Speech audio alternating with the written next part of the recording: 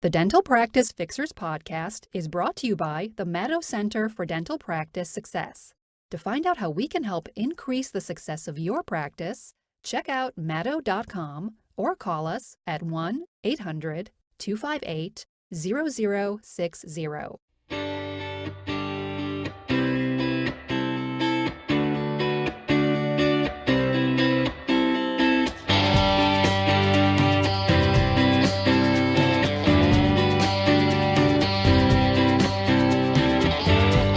Hello, everyone, and welcome to Season 2, Episode 4 of the Dental Practice Fixers podcast. First of all, thanks so much for everybody for your great support of Season 2. We've gotten so many nice comments so far, and we really, really love it. If you want to take it a step further and help out the Dental Practice Fixers, please go on iTunes and rate the podcast. Give us a 5-star. Give us a nice review, an honest review. If your honest review is a 5-star, and you'll really be doing us a favor and helping us out. So again, thanks for all your great listenership. Today it's a little unusual because Dave and I are in different locations. This is the first time in the history of the podcast that we've been doing it remotely. So this is Rich speaking to you right now. I'm in my home office in Baltimore, Maryland, and Dave is out in some undisclosed location. I'll just tell you, he's in the mountain time zone. And I think maybe through all those mountains and the fog and the snow and the rain and the sunshine, let's see if we can hear him. Dave, are you there? I am here. Can you see my green screen? I green screened the mountains in the background here. Oh, it's audio only. Oh, darn. It looks good, though. I can see it. It looks really nice. I have to admit, Rich, I was trying to be quiet during the intro and let you do the intro. But when you give us a 5-star honest review, it just hit me as funny. Is there any other kind of review? That's right. Well, we deserve it. This is the best podcast in dentistry. There's no question about it. Or so we've been told. Exactly. There are a lot of podcasts in dentistry. Some are really good. I mean, we listen to other people's podcasts. Some of them, you just wonder why people think they should be doing a podcast. Yeah, exactly. But there are a lot of great ways to get information out there. We've really enjoyed the podcasting and your fantastic comments. So, hey, what do you say, man? What's going on today? I'll tell you something, Rich. I'm feeling great, ready for a fantastic episode. How are you doing there? Are you good? Doing good. Loving life in downtown Baltimore. I'm overlooking the beautiful harbor. They're not dragging any bodies out today, so it's a good day. Oh my God. Okay. Hopefully they won't be anytime today or anytime in the near future. It's funny. One of the things we've really enjoyed, we've been, writing, publishing, teaching for so many years, and when we do our emails, we get nice replies. It seems like we just started getting comments to the podcast. So keep it up. We really love hearing your opinions. If there's something you like, something you don't like, if you want to ask a question, make a comment, please feel free to write in. But I can never remember if the email address is podcast or podcasts@maddow.com. But I think it's singular, podcast. Yes. Is that correct? It is. And I'll tell you something, Rich. Every episode we talk about having Sylvia fix the thing, so either of them will work. But I think we haven't done it yet. Okay, well, we've got too many other things to do here in podcast land. So Sylvia, if you're listening, before we start, I was going to say, Sylvia, if you're listening, podcasts. Sylvia, make it so podcast@maddow.com or podcasts at maddow.com come to our direct inbox, not some bogus inbox, but our direct inbox. No, can't be bogus. Can never be bogus. And before we start, we got a great question here. I'm gonna share it in a second, but I got to tell you, I don't know if you've ever done this. I'm working on like a blend. I made this dark coffee this morning, very dark roast coffee, but I added a tiny bit of French vanilla to the mix as well. It is just awesome. I'm just feeling great. Well, I am not a flavored coffee guy. I like my coffee hot and black. Straight up, no cream, no sugar, no flavor. But I got to tell you, since you brought up coffee, I got to tell you, our coffee maker, we've had the same Cuisinart coffee maker for about 10 years. Candy and I got it when we moved downtown, so we've had it for 10 years. It finally gave up the ghost, as they say. And it went up? It went up, as they say in Baltimore. Our coffee maker went up.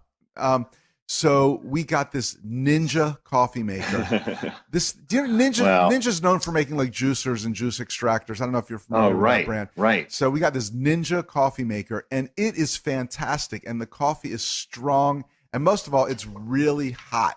Don't you like it hot, like so it almost burns your mouth?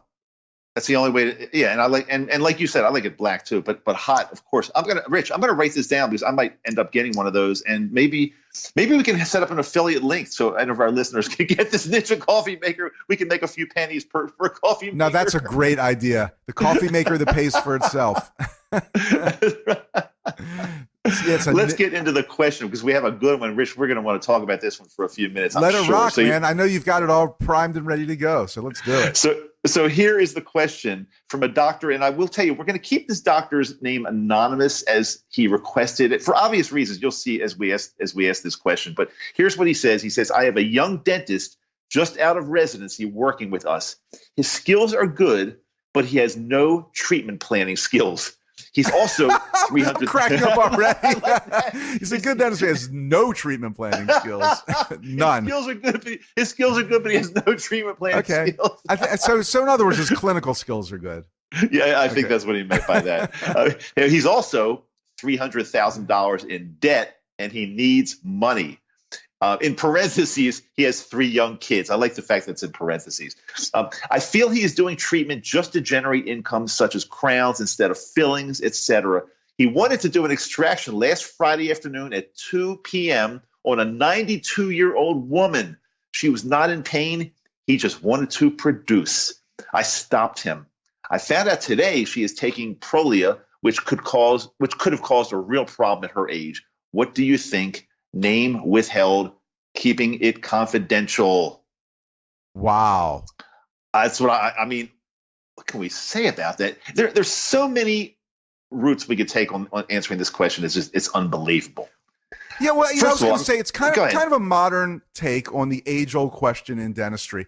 We're here to make a living. We deserve to make a living. There's nothing wrong with making a lot of money if you do it ethically and if you treat your patients correctly and do the right treatment. So this guy's got a kind of a double dilemma because he's under a lot of financial pressure, but is a poor treatment planner, maybe a poor diagnostician, and it sounds like maybe a little bit lacking in ethics, don't you think? Oh, absolutely. From what it sounds, yes, yeah. Yes. And look, like this problem has always been around, even before this tremendous student debt crisis. Back in our day when people didn't have this kind of student debt, debt for paying for dental school and practices and whatever.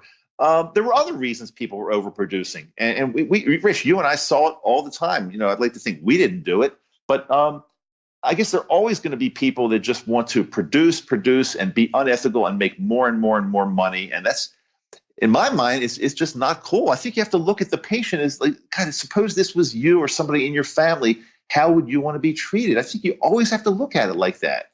I don't understand the little dichotomy in this question because it sounds like this associate has poor treatment planning skills, yet they're always trying to get patients to do unnecessary treatment. It seems like that the kind of person that does that would be like a real slickster that could talk anybody into anything. So the whole thing is just bizarre.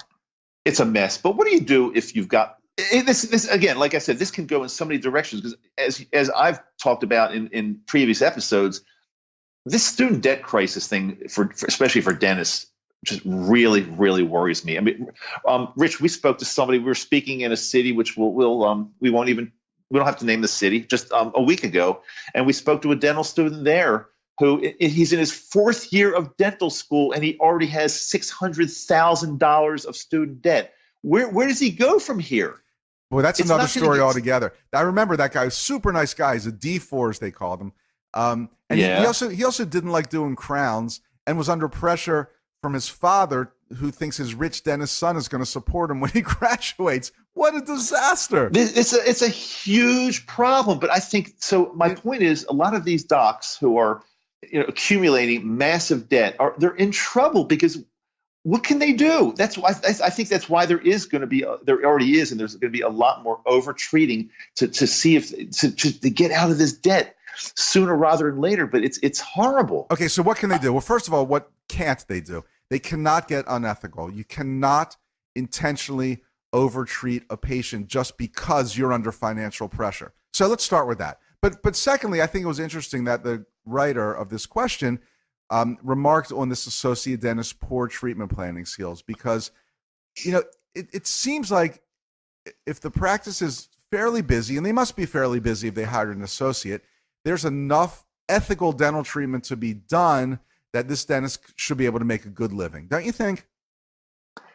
Yeah, but maybe in this doc's mind, maybe not fast enough. Like he's got 3 kids, $300,000 in debt. Maybe he just feels I need money. And it just seems like a lot of people these days, especially, want things sooner rather than later. They're not willing to do the right thing and let it take a little bit of time. They want it to happen like now or yesterday. That's a problem. Okay, well, let's go back to this exact situation. The letter was written by an experienced dentist, I'm assuming, who's been around. Actually, yes. you withheld the name, but I know this dentist, and so do you. At least enough to say that this person's an experienced dentist with great skills that he's honed over many years. Agree? And ethical. Right, ethical. So why doesn't the dentist become a mentor of sorts and work with this young dentist on their treatment planning skills and work with them on their diagnostic skills so they can diagnose optimum treatment, which, let's face it, many times the right treatment for the patient is the most expensive treatment. And if it's the right treatment, then that's great. And work on them to diagnose proper treatment and present it properly and carefully to the patient. It's a long-term plan. It won't put money in your pocket tomorrow, which is why this dentist must be so anxious. But long-term, it will be good for the dentist, good for the practice, good for everyone. Yeah, I would agree with that 100%. I don't know of another answer. Well, again, we can get back to the root of the problem and let's take care of these student loans, which I think are just crazy. But it's too late for this guy. If I were him, I would not get into any more debt. I wouldn't go out and buy a house now. I wouldn't buy into a practice. I wouldn't incur more debt. I would work on his treatment planning skills, be the best dentist you can, and start chipping away at this $300,000 in debt. And I think maybe he'll start to feel better about himself. You kind of are starting to peel open a can of worms there, because one of the things you'd have to ask is, okay, this dentist has 3 kids. Do the husband and wife think that they deserve the dentist lifestyle? Are they sending the kids to private school and buying them shirts with little horses on them and living in an expensive house? Are they doing all those things? Well, geez, that's going to multiply the financial pressure. Yep, I would agree. I think you need to live a life way. I don't care how many kids you have. Live a life way below your means till you chip away at this debt and then never live the doctor lifestyle. Just live a regular life. And I think it's also really important, when we're talking about treatment planning skills, the patients, whether consciously or subconsciously, can see the financial pressure that this doctor's under, and it just kind of comes out of your pores, and they're trying to talk somebody into something. It just is a horrible short and long-term plan. So I think this young dentist needs to work on ethically building up the trust of the patient, becoming their trusted advisor, discussing their treatment needs, maybe giving them options, and just being totally honest. And and I like your approach too. Do the treatment that you would recommend on your family member and tell the patient that's what you would do on your family member. Be honest about it. And that's the way that you can hone your skills. But it's not going to happen overnight. None of us knew what we were doing when we first got out of school. It's just natural law. Yeah, I think you hit the nail right on the head, Rich. Sometimes the answers are really just the simplest answers, and the simplest answer here is just do the right thing. Just do it right. Treat people like like they're you or like they're somebody in your family. And it's really not that much more complex than that. But yeah, hone your skills, of course, and do it right. Don't rip people off. Yeah, it's never. Listen to Spike Lee. Do the right thing. It's funny, Dave, when we had our practices, as many of you listeners know, Dave and I both had really nice practices, but we never practiced together. But at one time we were using the same consultant, or consultancy, as they might say in the UK. And this company, part of their teaching was anytime a patient has a somewhat large restoration, 2 or 3 surface, amalgam, or composite, treatment plan them for a crown. And that's just not right. In the short term, yeah, you might get a few more bucks in your pocket, but that stuff just comes back to haunt you. Well, I think the most ironic thing from that philosophy, Rich, is that these people that were teaching us this or sharing this great knowledge with us were not dentists. They were business people who were like pretty much telling dentists when to do crowns. That was the most ironic thing. That was weird. That's how That's another can of worms. The the dental consultants who like, never owned or worked in a dental practice, who never, how do they know? How are they telling you how are they teaching you how to diagnose and treatment plan? Yeah, I mean, a consultant that does not have a dental degree is telling a dentist when to do a crown. I mean, Right. that just does not make any sense at all. It's actually unbelievable. We never really talked about it at that level, but think about that. It's true. That's pretty funny. Oh my God. Okay. Well, I hope doctor that wrote in, I hope this really helps you. Take this guy aside and help him out, because maybe he's got potential, but I don't know. I've got kind of bad feelings about it. I do hope too. you can help him. I have bad feelings too, and I don't think it's going to be fine right away. I think it's a long-term project. And again, if you were this doctor, Dave, would you consider, if things don't shape up quickly, getting rid of this person? Because this person can bring your whole practice down. Getting some 100%. horrible reviews on Yelp, and you don't want that. 100%. I'm going to go back to a word that you used earlier in the answer of the question. He sounds like he might be a slickster, and that's the last thing I would want in my practice. Some slick guy who's known in the community for overtreating. It's going to, with Facebook and all these groups these days, the word's going to get out so quickly. I'd be very, very careful. It's funny. A lot of patients think you're overtreating even when you're not overtreating. So, exactly. That's exactly right. Too much. All right, hey, let's move on and get to our call of the day. But before we do that, just a couple quick, really cool announcements for all our listeners. Dave, you want to go first here? Sure, I'd be happy to.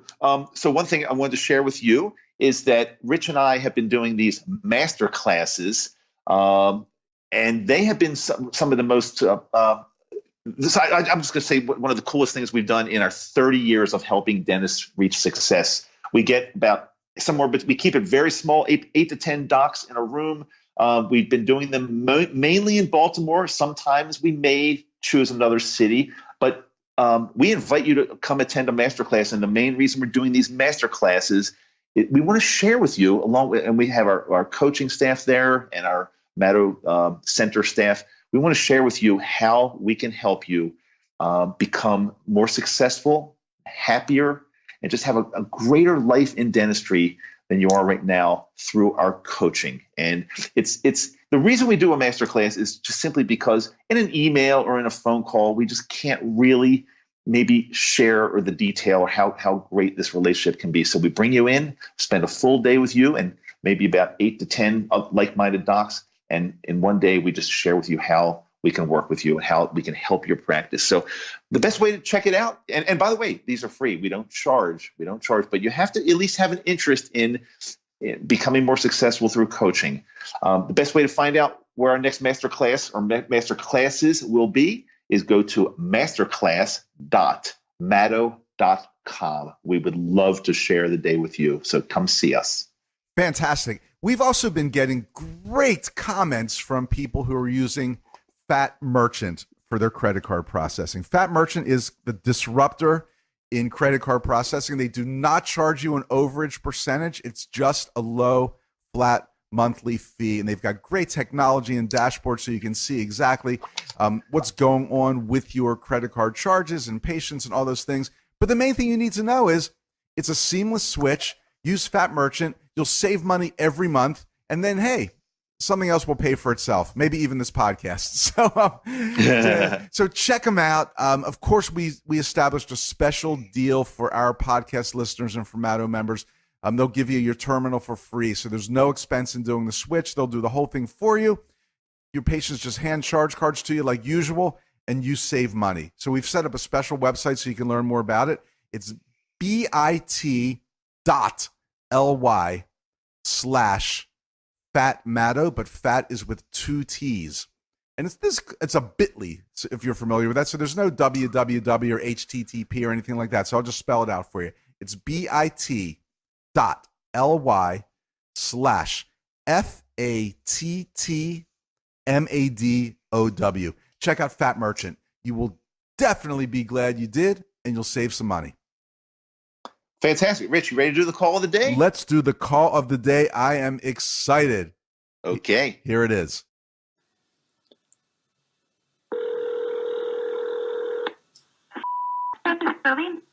Yes, hi. How much would it cost for a good teeth cleaning?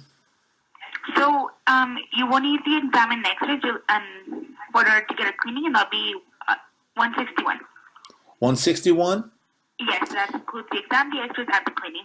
Okay, great. And one more question. If I want to have my teeth really nice and clean for a wedding I got coming up, is it more important to have a cleaning or like a whitening procedure? So we do whitening here in the office. We do have a special going on for $175, which you get your tray, the 2 syringes, and then they're reusable. Usually the hygienist recommends you to whiten after a cleaning. Oh, I see. Okay, that makes sense. So doing both of them, maybe doing both of them is best, right? Correct, yes. Okay, great. Thank you so much for the information. You're I welcome. really appreciate it. Okay. Bye. Bye. Oh my God. I mean, could there have been a better setup for this one? I mean, okay, so the caller said, I was the caller, obviously, but said, okay, I want my teeth really white. I need a cleaning. I'm going to a wedding. So in other words, I'm going to a wedding. I want nice teeth. And I mean, she didn't do anything. She gave a couple fees, but she certainly didn't go beyond that whatsoever. Could there have been a better setup? It was a great setup. I mean, I think somebody really good would have had the entire wedding party in there for whitening. But exactly. I mean, that's a really good point. Yeah. But at least the caller. I mean, God, okay, she could have said something like, "Well, you're going to a wedding. Let's get you in and make sure your teeth look really good. You're going to be in pictures. You want to look great." Exactly. That was like such a great opportunity. She did not take the bait at all. Well, let's go back. Let's back up a little bit, because this is something that we teach in our courses a lot, that we get asked a lot, and that is, when you asked how much is a cleaning, she just gave a number. She said 161 or something like that. Right, something like that. Yeah, Right. That's kind of a loser right there. Sometimes if people push, you have to give a fee. But as we teach in our courses too, this is time for the person on the phone to take control of the call by saying something like, "Oh, you're interested in a cleaning. It sounds like you're looking for a new dentist. Is that true?" And then take that opportunity to tell them how great your practice is, and tell them that, there are different types of cleanings, and the best thing to do is to come in for a full checkup and, meet the doctor. They'll even do a free consultation, whatever it is, instead of just saying 161. And again, we hate answering insurance questions, but let's face it, if you have good insurance, the cleaning is free. So it's such a loaded question that she could have gotten around by saying, "Oh, it sounds like you're looking for a new dentist. Come on in, you meet everybody, blah, blah, blah." Just anything but just saying 161 and then nothing. And then she left it to you to ask the next question, which she got even worse on, right? Yeah, and see, now if I would have been her, I would have used the wedding a little bit more. I would have said something like, "Oh, that's great. When's the wedding?" And if the wedding were in 2 weeks, that's a little bit more of an issue. But if the wedding were like a month or two, we've got some time. Let's get an appointment, get you in. Let's check everything over, and let's make sure your teeth are beautiful for this wedding, and that you're going to look great in the pictures. I would have really gone with that one. But she really did nothing. And the scariest thing, Rich, is we see almost every time, some poor doctor that owns that practice thinks that his front desk person is doing a great job. And let's take it a step further. She knows nothing about you. I mean, you could be right. You could be the groom. You could be the best man. You could be whatever. Right. But take it even further. You could have really, you could have ugly composites hanging out of your anterior teeth, or bad shade, just all kinds of crazy stuff. You could be a candidate for 8 veneers. I mean, and if the wedding's in a month, they could complete a multi-$1,000 case that you've been looking for, and this is the thing that pushes you over the edge because you have a wedding coming up. Who knows what could have happened with this great patient? Bingo. That's it. She just exactly did not. Right. She never, ever, ever asked for the appointment. She never made you feel welcome. And as you said, it's always good to have a little chit chat, good conversation. You gave her such great bait saying that there's a wedding coming up. She just wouldn't take it. Would you say she muffed it? She muffed it.